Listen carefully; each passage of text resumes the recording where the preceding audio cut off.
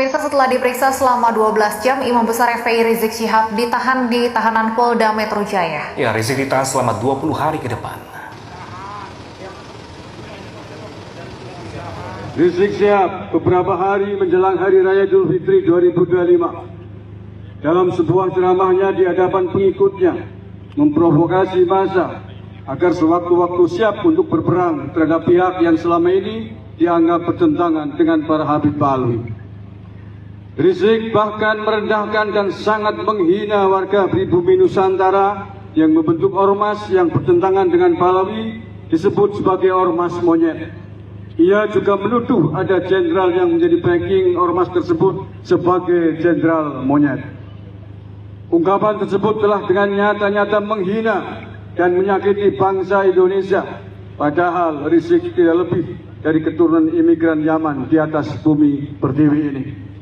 Provokasi dan hinaan Rizik Syihab sangatlah berbahaya dan telah menimbulkan kegaduhan serta ancaman bagi persatuan bangsa Indonesia. Berkaitan dengan hal tersebut, kami menyatakan sikap: 1. Meminta kepada aparat kepolisian Indonesia atau Polri untuk menindak tegas dan menangkap Rizik Syihab sesuai hukum yang berlaku.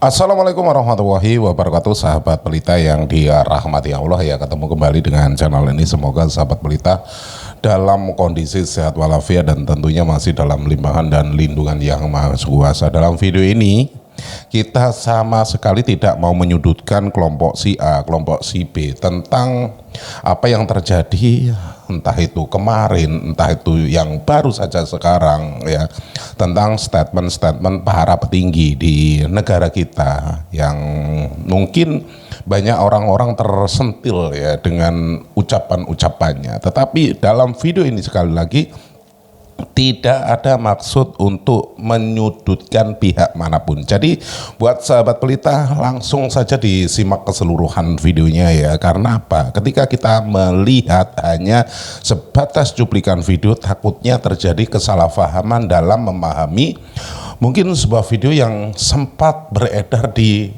media sosial. Jadi alangkah baiknya menonton videonya sampai dengan selesai, biar apa ya tadi itu, kita tidak gagal paham.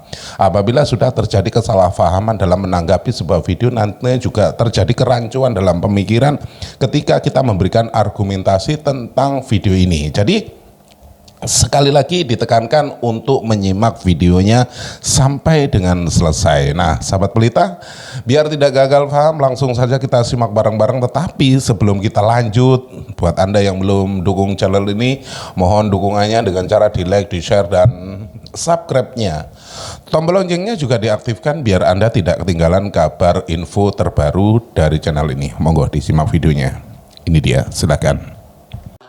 Saudara-saudara kita ada di Indonesia, jangan saya tunjukkan dua surat ini, stop perdebatan. Jangan lagi ada pihak-pihak yang mengaku sebagai juru bicara pemerintah mengatakan saya tidak dicekal, mengatakan saya takut untuk pulang. Tidak, bukan saya yang takut untuk pulang, tapi ada pihak yang takut saya pulang. Mereka takut kalau saya pulang, mereka tidak bisa curang dalam pemilu, mereka tidak bisa melakukan aneka ragam rekayasa dalam pemilu. Mereka takut saya ini jadi ancaman untuk kemenangan mereka. Nah, jadi kita bicara fair saja, jangan kemudian diputar balik, dianggap saya yang takut pulang. Saya siap pulang kapan saja, tapi tunggulah sampai cekal ini dicabut. Mengadukan saudara Rizik Syihab atas provokasi perang beberapa waktu yang lalu, ingin kami bacakan dulu pernyataan sikap resmi dari pimpinan daerah Perjuangan Wali Songo Indonesia Laskar Sabilillah Kabupaten Banyumas. Pernyataan sikap pimpinan daerah Perjuangan Wali Songo Indonesia Laskar Sabilillah Kabupaten Banyumas terkait provokasi perang Rizik Syihab dan klaim Pahlawi sebagai keturunan Nabi. Rizik Syihab beberapa hari menjelang Hari Raya Idul Fitri 2025 dalam sebuah ceramahnya di hadapan pengikutnya memprovokasi massa agar sewaktu-waktu siap untuk berperang terhadap pihak yang selama ini dianggap bertentangan dengan para Habib Alwi. Rizik bahkan merendahkan dan sangat menghina warga pribumi Nusantara yang membentuk ormas yang bertentangan dengan Pahlawi disebut sebagai ormas monyet. Ia juga menuduh ada jenderal yang menjadi backing ormas tersebut sebagai jenderal monyet. Ungkapan tersebut telah dengan nyata-nyata menghina dan menyakiti bangsa Indonesia. Padahal Rizik tidak lebih dari keturunan imigran Yaman di atas bumi pertiwi ini. Provokasi dan hinaan Rizik Syihab sangatlah berbahaya dan telah menimbulkan kegaduhan serta ancaman bagi persatuan bangsa Indonesia. Berkaitan dengan hal tersebut, kami menyatakan sikap: 1. Meminta kepada aparat kepolisian Indonesia atau Polri untuk menindak tegas dan menangkap Rizik Syihab sesuai hukum yang berlaku. 2. Rizik sudah beberapa kali masuk penjara atas ulahnya di Indonesia ini, namun terlihat tidak ada itikat baik untuk memperbaiki diri. Maka perlu kiranya ia untuk dijebloskan lagi ke penjara, baik atas kasus provokasi perang tersebut maupun kasus-kasus yang lainnya.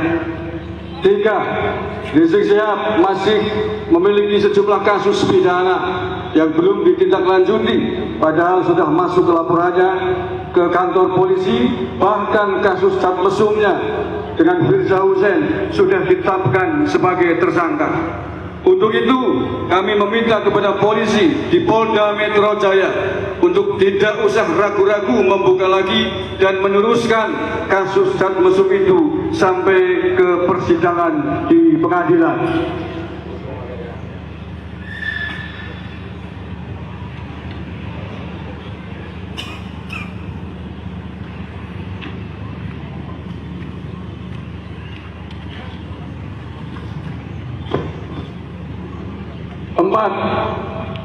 Rizik Syihab adalah bagian dari klan atau keluarga Pahlawi Yaman yang mengklaim diri sebagai keturunan Nabi Muhammad SAW, bahkan dilembagakan dengan nama Robitoh Alawiyah. Ini sungguh pengakuan yang amat berani karena sejumlah penelitian menyatakan mereka tidak terbukti sebagai keturunan Nabi Muhammad SAW. 5. Jika pengakuan mereka sebagai keturunan Nabi Muhammad ternyata palsu, maka sama artinya mereka telah merusak dan mengotori kesucian keluarga Nabi Muhammad SAW, sehingga patut diduga masuk dalam kategori penodaan agama. 6. Pengakuan mereka perlu dibuktikan kesahihannya oleh negara dengan cara-cara ilmiah, di antaranya tes DNA. Maka kami meminta kepada negara Indonesia melalui lembaga yang berwenang untuk melakukan uji DNA kepada Rizik Syihab dan klan Pahlawi lainnya sebagai sampel agar terlihat jelas apakah mereka benar-benar keturunan Nabi Muhammad atau bukan. 7. Jika para klan Pahlawi Yaman itu ternyata terbukti bukan keturunan Nabi Muhammad, maka negara harus menindak tegas mereka sesuai ketentuan hukum yang berlaku atas penodaan agama karena melecehkan dan menodai kesucian Nabi Muhammad SAW sebagai Nabi umat Islam di seluruh dunia. Selain itu, kami juga meminta agar organisasi mereka, Robitoh Alawiyah, yang mengaku sebagai pencatat keturunan Nabi Muhammad SAW, wajib dibubarkan dan pengurusnya diberikan sanksi hukum. Demikian pernyataan sikap ini kami buat. Besar harapan kami agar ditindaklanjuti oleh negara dengan sungguh-sungguh demi marwah dan kewibawaan bangsa Indonesia. Banyumas, Rabu 16 April 2025, Pimpinan Daerah PWI LS Banyumas, Agus Mar, Ketua. Siapa kita? Siapa kita? Siapa kita? NKRI, Nusantara, Pancasila. Assalamualaikum warahmatullahi wabarakatuh. Ramai mencoba untuk meyakinkan publik adalah Rizik Syihab di Arab Saudi yang meyakinkan publik lewat orasi dan macam-macamnya lah di YouTube dan sosial media bahwa katanya Pak Mahfud dan kawan-kawan di pemerintah ini, Pak, itu mencekal dia, Pak. Saya bacakan saja ya kalimat dia di ini Pak ya, supaya kita punya background. Sejak 1 tahun 7 bulan yang lalu, tepatnya tanggal 1 Syawal 1439, saya dicekal oleh pemerintah Saudi atas permintaan pemerintah Indonesia. Saya tidak diperkenankan untuk keluar dari Saudi. Ada pihak yang takut saya pulang. Mereka takut kalau saya pulang, mereka tidak bisa curang dalam pemilu. Mereka tidak bisa melakukan aneka ragam rekayasa dalam pemilu. Mereka takut ini jadi ancaman bagi kemenangan mereka. Pak Mahfud. Berlebihan lah menurut saya. Masa takut sama Rizik Syihab gitu. Tetapi tidak penting itu. Pernyataan dia kan selalu begitu sejak dulu. Bahkan mengatakan pemerintah ini ilegal, pemilu ini curang dan sebagainya. Itu selalu begitu. Dan dia yang terpenting tidak pernah melapor bahwa dia punya masalah. Dia tuh, Anda baca di mana tuh? YouTube kan? Nggak ada berita bahwa dia laporan ke KBRI, laporan ke KJRI, nggak pernah. Yang dia bawa surat-surat cekal. Nah, itu dia masuk ke bandara mau keluar, lalu keluar di situ secara otomatis. Anda nggak boleh keluar Arab. Apa yang membuat kemudian pemerintah Arab Saudi atau intelijen Arab Saudi atau otoritas di sana melarang dia keluar, Pak Prof? Nggak boleh ditanyakan ke saya, karena bukan saya yang melarang dan bukan yang nggak boleh ditanyakan ke pemerintah Indonesia juga, karena pemerintah Indonesia tidak melakukan apapun. Saya sudah cek BIN, saya sudah cek Mendagri, saya sudah cek Menkumham, saya cek imigrasi, nggak ada. Benarkah ada rekomendasi Prof dari Jakarta, kepolisian, intelijen? Tidak ada Prof sama sekali. Tidak ada sama sekali. Tidak ada sama sekali. Bahkan si Habib Rizik ini kalau memang punya masalah, kenapa tidak datang aja ke kantor KJRI di Jeddah, karena Mekah dekat Jeddah, atau ke Riyadh gitu. Ini loh saya dicekal lalu lapor, ini enggak pernah. Ngomongnya di YouTube. Dulu pernah dicari oleh dubes, apa sih masalahnya, dicari, dikasih dokumen-dokumen, tapi dia enggak melapor. Kalau kita membela sesuatu ternyata dia tidak apa-apa, kan pemerintah malu juga. Jadi ya kita tunggu aja. Kalau sudah ditunggu, pokoknya sampai hari ini kita tunggu mana buktinya.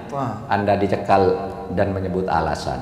Begini loh, hampir tidak mungkin pemerintah Indonesia yang mencekal dia, karena ketika dia akan keluar mau ke Malaysia juga dilarang oleh pemerintah Arab Saudi. Mau dia ke Yaman dilarang. Masa terus pemerintah Indonesia yang mau di? Jadi sama sekali bukan ada rekomendasi. Tidak ada. Kalau ada bawa ke saya. Kalau ada bawa ke saya. Itu dijamin oleh Menko Polhukam. Saya jamin. Ini pemerintah harus melindungi warganya. Yang penting bawa buktinya, saya dicekal karena atas permintaan pemerintah Indonesia. Nah kalau dicekal oleh Arab Saudi, jangan menggugat pemerintah Indonesia dong, ada hukum. Gugat tuh Raja Arab Saudi, kenapa saya dicekal, gugat ke pengadilan di Arab Saudi. Di situ akan ketahuan siapa yang cekal. Tapi kan cekalnya sudah lama ya Prof, 1 tahun 7 bulan lama sekali. Ini menjelang reuni 212 di 2 Desember.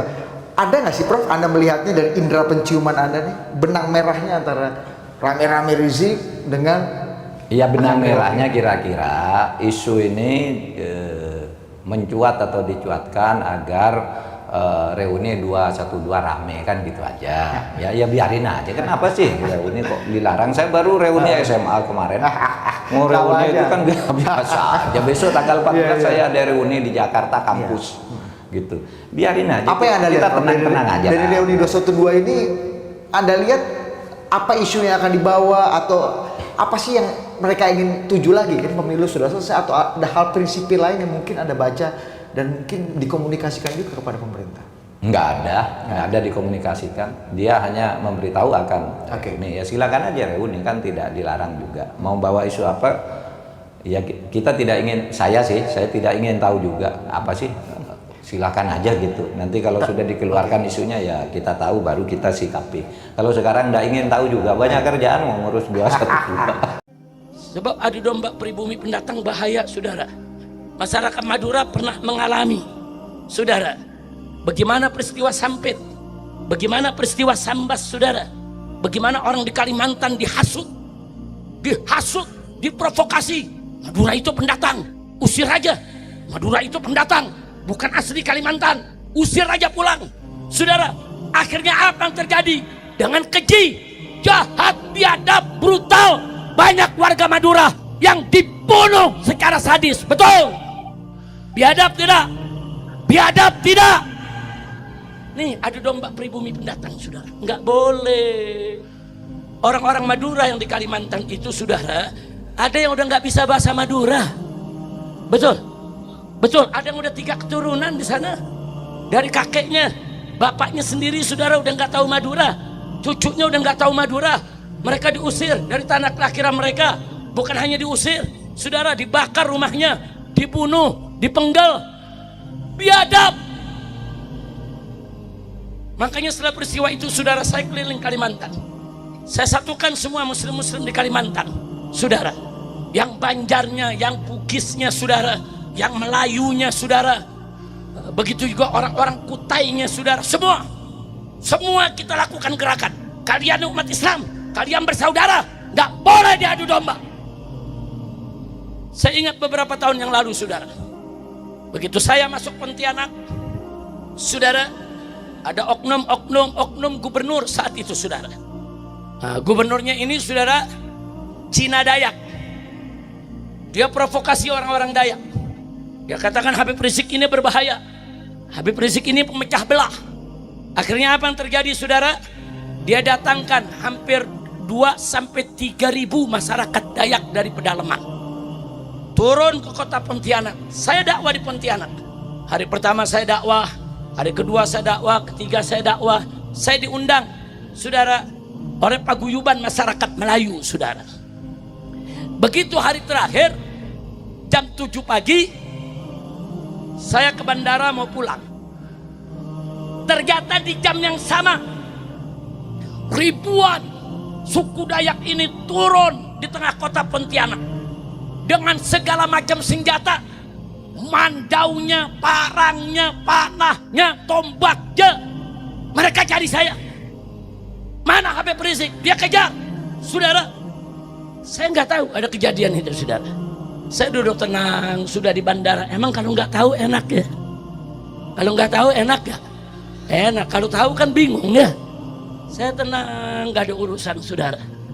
Nah, begitu pesawat saya terbang jam 7.30, saudara. Ini panitia yang nganter saya dari bandara pulang. Mereka kaget, saudara, melihat seluruh baliho saya dibakar.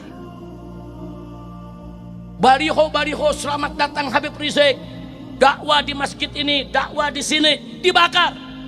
Marah orang-orang Dayak ini karena nggak dapat untuk membunuh saya. Tapi ini nggak semua Dayak. Ini hanya oknum Dayak yang dikumpulkan oleh gubernur dan yang agamanya bukan Islam, saudara. Ingat, orang Dayak yang agama Islam juga banyak. Nah, tapi biasanya orang Dayak yang sudah masuk Islam nggak mau disebut Dayak. Mereka biasanya sebut diri mereka ya Kutai, ya Melayu, saudara, dan seterusnya. Singkat cerita, ini setelah peristiwa Sambas, saudara. Nah, singkat cerita, saya turun pesawat di Bandara Cengkareng, ditelepon oleh panitia. Habib, izinkan kami, berikan kami komando. Ribuan Dayak turun di jalan, menghancurkan semua baliho Habib, dan mereka mengancam kampung-kampung muslim. Akhirnya saya katakan, saudara, memang saya ceramah begini nih, soal persatuan, saudara. Saya katakan kepada panitia, Anda sudah dengarkan ceramah saya? Ajak semua muslim yang ada di Pontianak, apakah itu Melayu, apakah itu Dayak Islam, apakah itu Bugis, Buton, Makassar, termasuk Madura, juga Banjar, saudara. Banjar juga penduduk asli Kalimantan, saudara. Kumpulkan semua di masjid depan Kesultanan. Saya mau bicara. Kumpulkan umat Islam, saudara. Begitu kumpul, saya minta mereka bawa senjata yang mereka punya. Bawa semua senjata. Saya ceramah lewat mikrofon dihubungkan yaitu dengan speaker masjid, saudara. Saya katakan di situ, hei umat Islam yang ada di Pontianak, jangan lepas senjata kalian. Persenjatai diri kalian semua, bersatu. Jangan sampai kalian letakkan senjata sebelum Dayak-Dayak itu kembali ke kampungnya. Selama mereka tidak letakkan senjata, haram kalian untuk meletakkan senjata. Kalau mereka nyerang, serbu. Kita sampaikan, saudara. Akhirnya dua kekuatan ini berhadap-hadapan. Saya ditelepon oleh Kapolda, saya ditelepon oleh Pangdam di Kalimantan Barat, saudara. Pertama Kapolda yang telepon, Habib, tolong bantu kami. Apa yang mesti dibantu? Ini dua kekuatan, Beb. Ini sudah mau pertumpahan darah. Lalu saya minta Habib berikan komando lewat speaker masjid supaya umat Islam pulang ke rumah. Letakkan senjata mereka. Biar nanti kami yang urus. Ini orang-orang Dayak biar kami pulangkan. Nah kemudian setelah itu ditambah, saudara, itu panglimanya, pangdamnya bicara, Habib, saya panglima di sini. Saya sepakat dengan dengan Kapolda. Tolong Beb, umat Islam disuarakan saja, pulang aja, kami yang tangani Beb. Saya tolak saudara. Saya bilang maaf Jenderal, saya pengalaman di Ambon, saya pengalaman di Poso.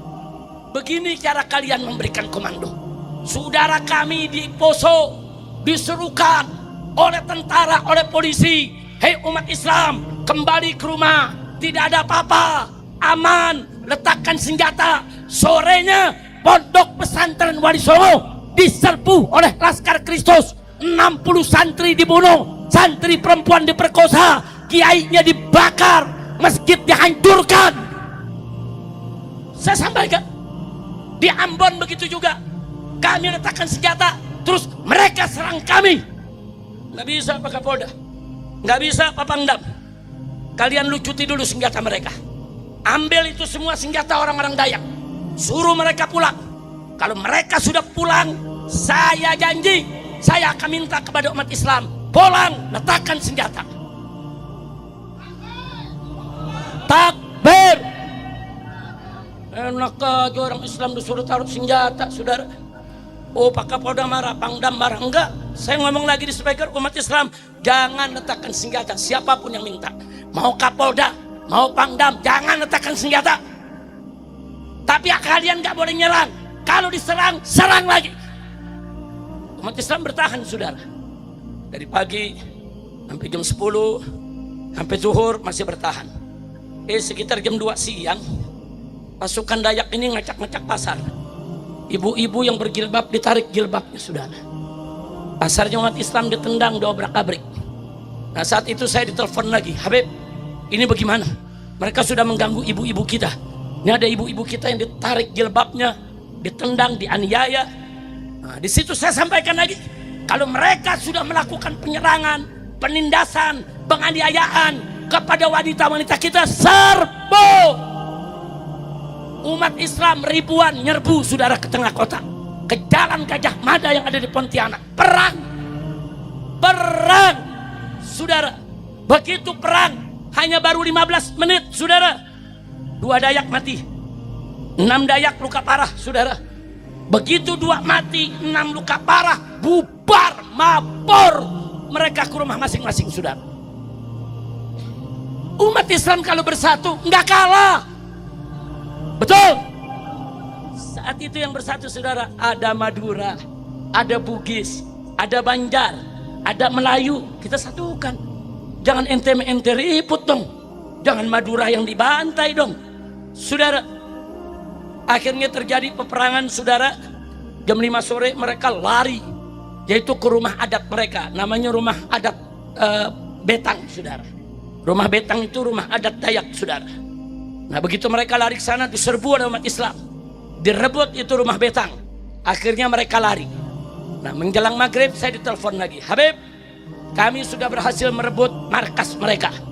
Saya minta izin Habib, kami ini Hulu Balang Melayu minta izin, kami mau bakar ini rumah Betang. Saya katakan jangan. Kalau kamu bakar, berarti kamu mengumumkan perang kepada seluruh Dayak satu pulau Kalimantan.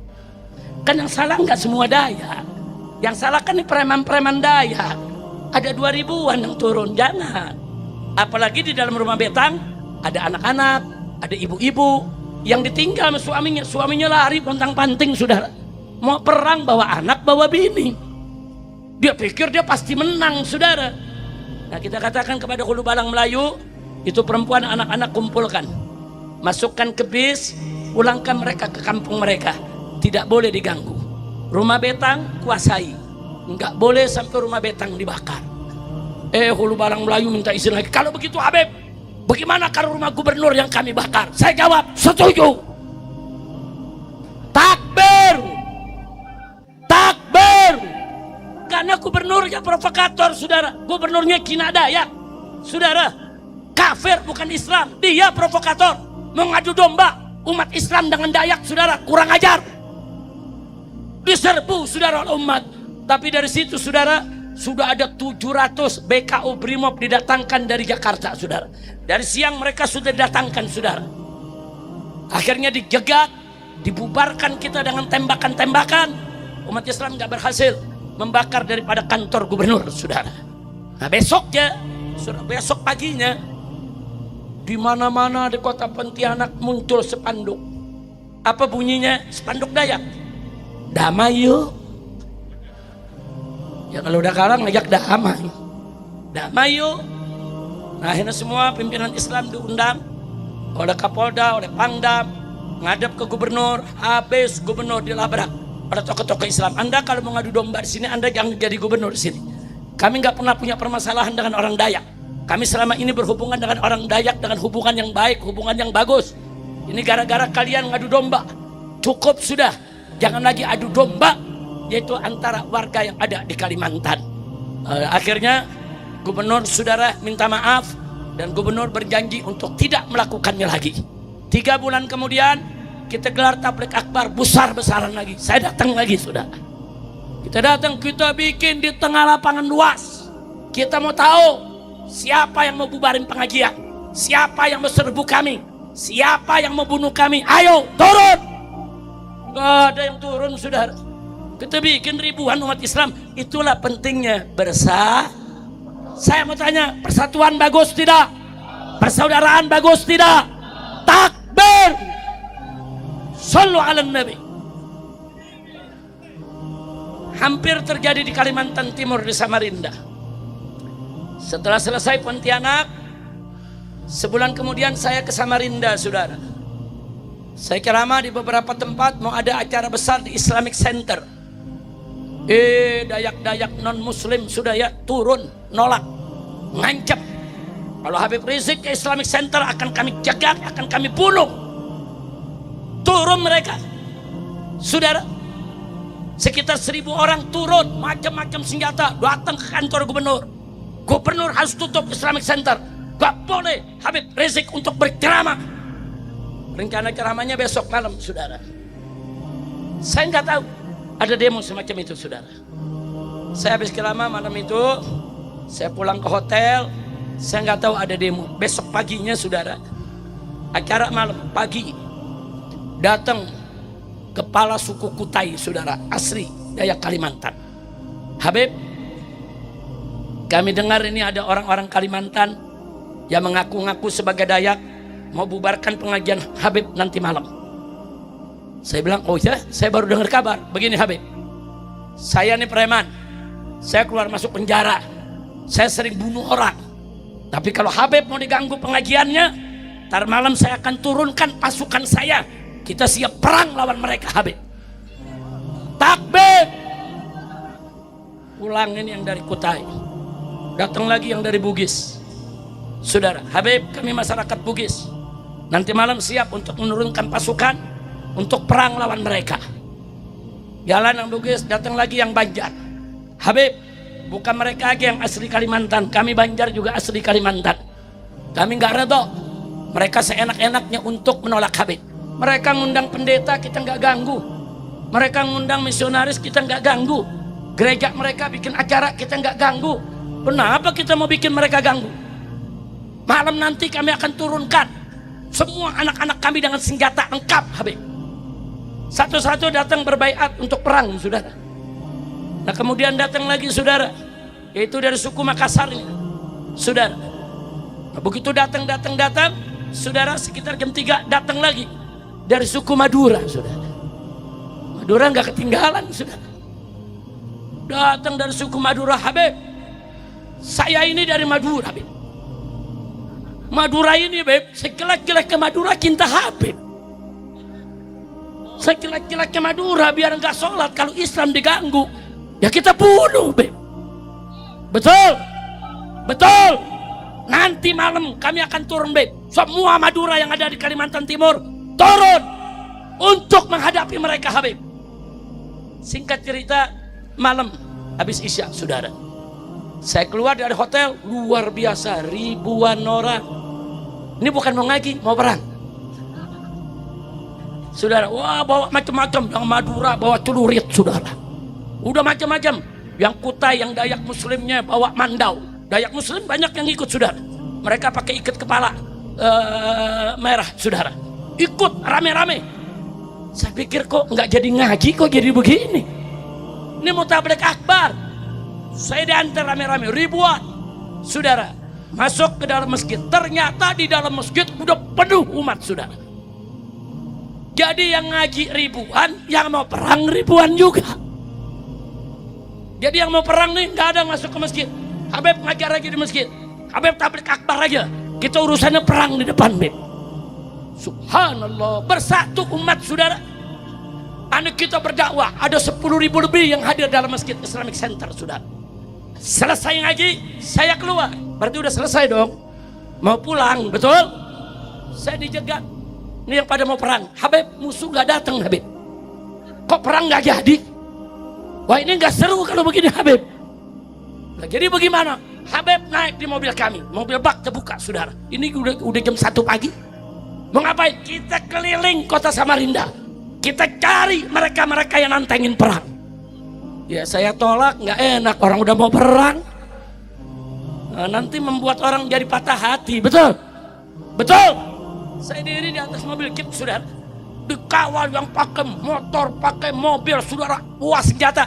Polisi udah ngumpet semua, saudara. Nggak ada polisi di situ, saudara. Keliling kita semua kota Samarinda sampai pinggir-pinggirnya. Mana kita cari? Siapa itu yang nantang perang? Nggak ada. Alhamdulillah. Nah, jelang subuh baru saya sampai di hotel diantar. Mereka tunggu. Nah, karena besok siangnya saya pulang, saudara. Nah, setelah itu baru mereka datang ke gubernur. Mereka minta maaf. Mereka bukan mau bermusuhan. Kenapa mereka takut? Umat Islam bersatu. Semua suku bersatu, saudara. Dayak Muslimnya, Melayunya, Ambonnya, Bugisnya, Makassarnya, saudara, semua bersatu. Belum dari Maduranya, Jawanya, saudara, semua bersatu. Kalau kita bersatu, nggak ada orang kafir berani lawan kita, betul? Takbir. Maka itu sebelum saya akhiri, saya mau tanya sekali lagi, siap bersatu? Siap bersaudara? Takbir. Kalau kita bersatu bersaudara, nggak bakal ada tuh peristiwa Sambas, nggak ada itu peristiwa Sampit, nggak ada, nggak usah khawatir, saudara, nggak ada peristiwa Ambon, peristiwa Poso, nggak bakal terulang lagi. Syarat kita wajib untuk bersatu. Nah, maka itu saya mau tanya sekali lagi, siap bersatu? Mau dipecah belah tidak? Mau dipecah belah tidak? Baik, saya mau tanya, habaib di Indonesia penjajah bukan? Penjahat bukan? Betul? Jadi kalau ada mengatakan habaib itu penjajah, ngawur tidak? Kile tidak? Kile tidak? Kile tidak? Maka itu saya minta umat Islam di Madura, bersatulah. Insya Allah. Baik. Sahabat Pelita yang dirahmati Allah ya, keseluruhan video sudah kita simak bareng-bareng ya. Semoga kita bisa mengambil hikmah dari apa yang sudah kita tonton dan kita bisa menjadikan sebuah pelajaran, entah itu dalam hidup kita, entah dalam kegiatan kita sehari-hari, bahkan dalam bertutur kata. Banyak orang terkeliru ketika menanggapi sebuah video, banyak orang terkeliru ketika melihat ya, entah itu antara suka dan tidak suka yang namanya ketika menonton video itu pastinya sumber-sumber berita yang mungkin ada yang pro, ada yang kontra, yang namanya berita ya pasti yaitu tadi ada pro dan kontranya. Dan di sini kita tekankan apabila kita kontra ketika memberikan sebuah argumen, sekali lagi ketika kita berdiskusi itu harusnya menyatukan misi, biar apa ya, persatuan dan kesatuan kita itu tetap terjaga, sahabat Pelita ya. Banyak dari kalangan kita itu ya sekali lagi ketika pro dan kontra, yang kontranya itu karena mungkin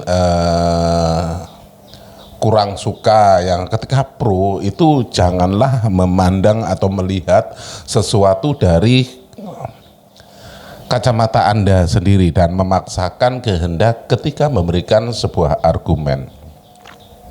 Orang ketika mencintai membabi buta itu semua yang mungkin keluar dari apa yang sudah disampaikan. Mungkin ada sosok yang mungkin dicintai ya dalam video ini. Satu contoh lah, orang-orang yang mungkin selalu memberikan ceramah dan lain sebagainya. Dan orang itu kebetulan merupakan idola ya, junjungan lah katakanlah ya, seperti itu. Sehingga apapun yang keluar dari mulutnya ataupun ucapan-ucapannya itu selalu dibenarkan, walaupun kadangkala itu ada unsur yang mungkin kesalahan ya dalam memberikan wejangan, memberikan tausiah dan lain sebagainya. Jadi tekankan ketika melihat sesuatu ataupun mendengarkan sesuatu itu, lihat, dengarkan apa yang dibicarakan, bukan lihatlah siapa yang berbicara. Karena ada kerancuan ketika kita melihat siapa yang berbicara, pastinya begitu. Karena di kalangan kita itu ketika melihat ketika ada orang yang memberikan sebuah nasihat ataupun sebuah petunjuk, pasti akan dilihat siapa orangnya, bukan apa yang dinasihatkan. Inilah ya, sekali lagi yang ditekankan, jangan melihat sosok, tetapi dengarkan apa yang disampaikan. Walaupun sosok itu mungkin ya dalam pandangan kita itu merupakan seorang yang alim, yang mungkin ya dalam kacamata kita itu tidak pernah melakukan kesalahan, tetapi apabila memberikan statement ataupun nasihat ada unsur kekeliruan, langsung katakan, oh salah, bukan begitu ya. Walaupun kita meminta nasihat, tetapi apabila nasihat itu malah menjerumuskan, kita pun bisa menolaknya, sahabat berita ya. Karena dalam diri kita itu harus bisa berpikir secara nalar, sahabat berita ya. Dan tentunya banyak dari kalangan-kalangan kita itu selalu yang mungkin dalam ranahnya dianggap sebagai